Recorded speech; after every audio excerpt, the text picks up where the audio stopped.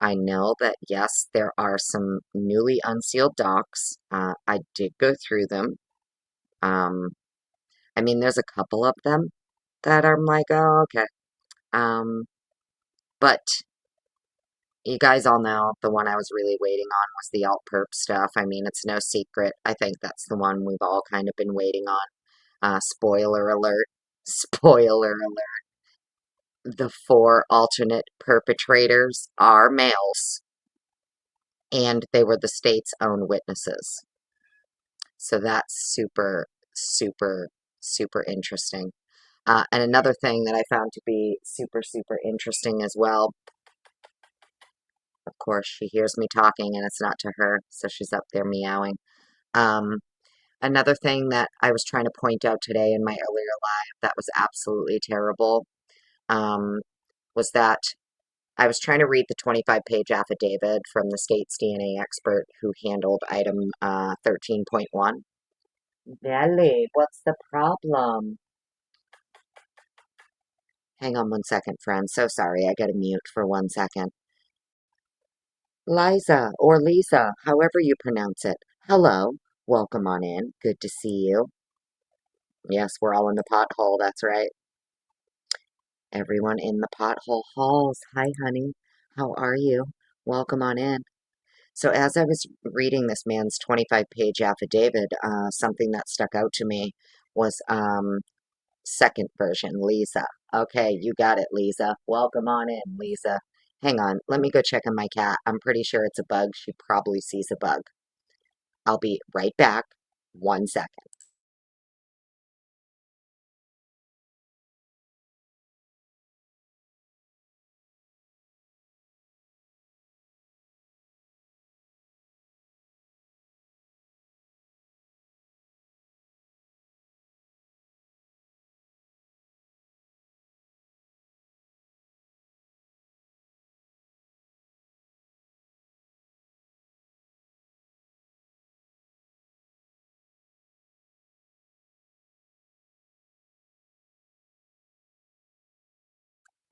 It wasn't a bug. She just hears me talking and it's not to her.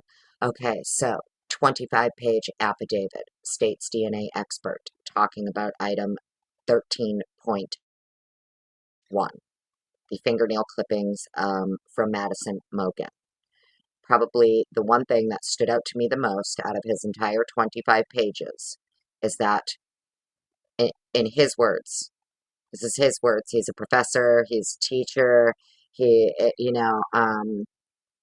name it. His CV is there if you want to go read it. The guy's background is insane with what he teaches for DNA. I believe he's taught in Denmark and Amsterdam, in the UK.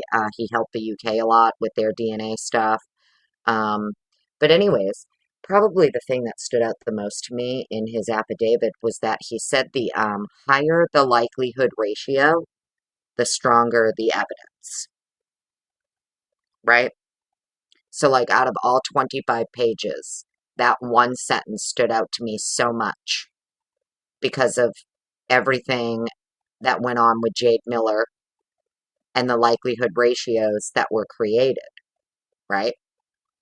So, according to this DNA expert, it's best practice.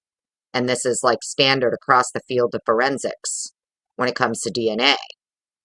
If you are creating likelihood ratios off of profiles obtained from pieces of evidence like a victim, right?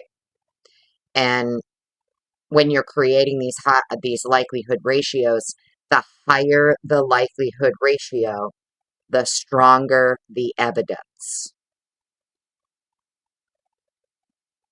That is super interesting to me because Brian's was the lowest and excluded, right? So out of all of the likelihood ratios that Miss Miller for the ISP Lab is generating and creating based off the swab from the fingernail clippings, according to this DNA expert for the state, the higher the likelihood ratio, the stronger the evidence.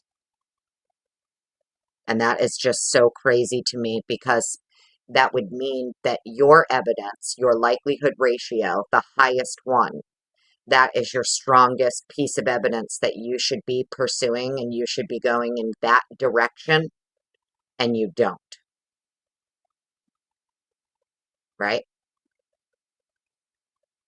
It's super, super interesting to me. The higher the likelihood ratio, the stronger the evidence. And out of all the likelihood ratios created for the males, Cole Barenberg, Brian Koberger, I forget the other one on there, and Ethan. Okay? Ethan had the highest. It's just a fact. It's just a statistical fact based on the likelihood ratios that the ISP lab created. The numbers that they generated, Ethan had the highest likelihood ratio of 3.33.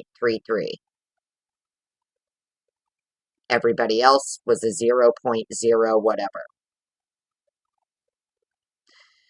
So, I know that my audio was absolutely terrible in the earlier live when I was trying to read that document, but out of his entire 25-page affidavit, that was the sentence that stood out the most to me.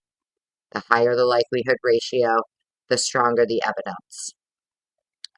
So that's really interesting to me that,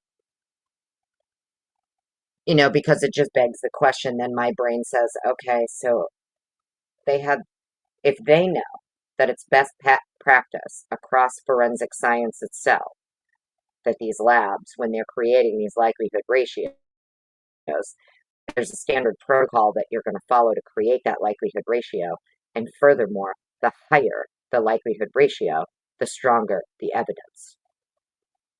So, how come you didn't pursue your highest likelihood ratio as your strongest piece of evidence for that particular evidentiary sample, right?